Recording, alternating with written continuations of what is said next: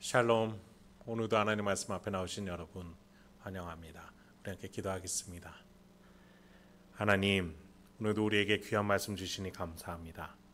이 말씀이 나를 살리고 나의 환경과 가정과 내가 가는 곳곳을 살릴 수 있는 줄 믿습니다. 주님의 말씀으로 내 안에 선한 일을 시작하여 주옵소서. 깨달아지는 은혜로 나의 심령으로부터 은혜가 흘러가는 역사가 오늘 일어날 수 있도록 주여 이 시간에 일하여 주시옵소서.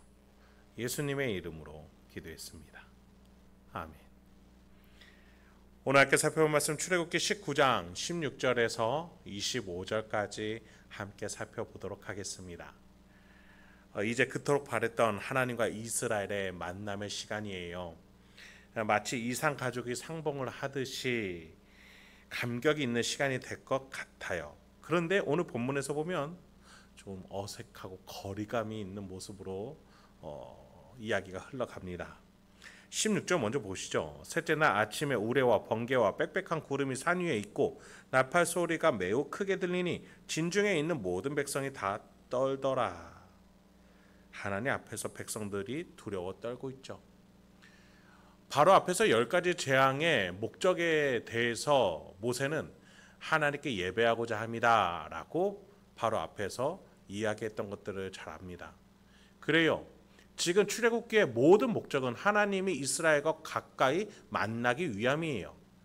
그리고 오늘 본문에서 드디어 만나게 됐습니다. 그런데 만났더니 백성들이 두려워하고 떨고 있어요. 그 가운데 17절에 보니 모세가 하나님을 맞이하려고 백성들을 데려오게 됩니다. 하나님도 그간 백성들에게 가까이 오기 위해서 수많은 노력과 인내를 해오셨죠.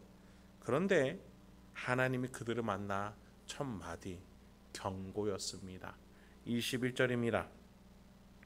여호와께서 모세에게 이르시되 내려가서 백성을 경고하라. 백성이 밀고 들어와 나 여호와에게로 와서 보려고 하다가 많이 죽을까 하노라. 또 여호와에게 가까이 하는 제사장들에게 그 몸을 성결히 하게 하라. 나 여호와가 그들을 칠까 하노라. 나 여호와가 그들을 칠까 하노라. 하나님의 어떠한 무언가가 백성들이 가까이 왔을 때 그들을 칠 수도 있다. 그들이 죽게 된다. 그것을 하나님이 염려하시고 경고하세요. 무엇 때문에 이런 일이 일어날까요? 바로 백성들의 죄. 그 백성들의 배반자, 또 죄인의 습성, 하나님을 거절했던 선조들의 역사, 그 모든 것들을 하나로 종합해 보면 죄라고 말할 수 있습니다. 하나님께서는 그간 이 백성들의 죄를 해결하기 위해서 수많은 영적 원리를 동원하셨죠. 그 속에서 일하시고 또 그것들이 이루어질 수 있도록 약속하고 성취해 오셨어요. 그 과정 속에서 거룩하신 하나님과 하나님을 배반한 인류가 그 깨진 관계를 회복할 수 있었습니다. 점점 더 가까워질 수 있죠. 그런데 이 과정은 절대 빠르게 신속하게 되는 것이 아니었습니다. 왜냐하면 이 관계라는 것은 어떤 일을 해치우는 것이 아니라 서로의 동의와 또 신뢰가 동반되기 위한 시간이 필요했기 때문입니다. 그래서 하나님께서 21절에 여호와에게로 와서 보려고 하다가 죽을까 하노라. 하나님은 눈으로 보고 관계하고 눈으로 봐서 알 수 있는 존재가 아니기 때문이에요. 이런 욕망으로 하나님을 대했다가는 죽음이라는 것으로 말미암아 이 관계가 박살나고 말 겁니다. 하나님은 거리를 일부러 두고 계세요. 관계를 쌓기 위해서 말이죠. 이 마음속에서부터 하나님이 이스라엘과 관계할 수 있도록 이스라엘에게 거리를 두고 계세요. 모세에게 나타났을 때에도 하나님은 그러셨어요. 신을 벗고 가까이 나오지 말라고 하셨어요. 하나님이 나타나셨음에도 불구하고 말이죠. 하나님과 만나기 위해서 가까이는 있을 수 있지만 적당한 또 거리가 필요해요. 죄가 아직 다 해결되지 않았기 때문이에요. 우리도 마찬가지입니다. 우리가 죽어서 주님 품에 안기기 전까지는 우리는 하나님과 영화로운 온전한 연합을 이룰 수 없어요.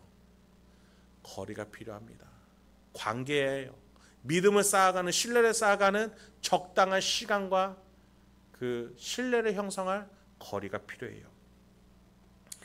23절부터 이어봅니다. 모세가 여호와께 아뢰되 주께서 우리에게 명령하여 이르시기를 산 주위에 경계를 세워 산을 거룩하게 하라 하셨사온즉 백성이 시내 산에 오르지 못하리이다. 여호와께서 그에게 이르시되 가라 너는 내려가서 아론과 함께 올라오고 제사장들과 백성에게는 경계를 넘어 나 여호와에게로 올라오지 못하게 하라. 내가 그들을 칠까 하노라. 모세가 백성에게 내려가서 그들에게 알리니라. 하나님께서 이번에는 아론만 데리고 하나님의 산으로 올라올 것을 명령하세요. 모세도 아론도 죄인이에요. 그럼에도 그들이 가까이 나올 수 있었던 것은 신비로운 하나님의 선택과 또 하나님을 중심으로 하는 질서예요. 그게 뭔지 정확하게 모르겠습니다. 하나님이 질서 있게 하시는 건데 그것을 알 수는 없어요. 하나님이 모세와 아론을 선택하셨어요. 이것은 계급을 말하는 것도 아니고 특별한 계층을 말하는 것도 아니에요. 하나님만이 아시는 질서가 있어요. 그 속에서 하나님을 알아가는 것은 눈으로 보는 것도 아니에요. 귀로 듣는 것도 아니에요. 힘을 갖는 것도 아니에요. 이 마음속에서 하나님을 향한 신뢰이기 때문이에요. 모세와 아론이 하나님의 산에 올라갔다고 해서 그것이 특권이 아닙니다. 하나님은 마음으로 만나는 것이기 때문에 불평불만할 필요가 없는 것이에요. 여러분, 하나님이 이스라엘 백성들에게 나타나셨음에도 불구하고 가까이 오지 말라고 경계를 지으시고 산에 구름 안에 나타나셔서 번개와 우레소리가 나타나게 하시고 나팔 소리가 크게 울리게 하십니다. 큰 진동으로 지진이 일어나게 하세요. 뭐예요? 가까이 오지 말라는 거예요. 근데 하나님이 만나고 싶고 품고 싶고 사랑하고 싶고 끌어안고 싶었던 분 아닙니까? 그분이 이런 소리를 내신다는 건 뭐예요? 내가 너희를 정말 사랑하는데 질서가 있어야 되고 거리가 있어야 되고 눈으로 봐서 안 되는 것이다. 마음으로 만나야 된다. 가까이 나오지 말라. 이런 소리들은 오히려 백성들에게 두려움을 주기 위함이 아니라 사랑하는 소리였던 거예요. 표면적으로는 두려움을 주기 위함이죠. 근데 그 안에 뜻을 보면은 두려움으로써 거리가 있어서 신앙으로, 믿음으로, 신뢰로 눈에 보이지 않는 하나님과 마음으로 만나는 그 절차를 가지기 위해서 하나님이 일부러 멀리 떨어질 수 있게끔 하시는 사랑의 배려였던 것이에요.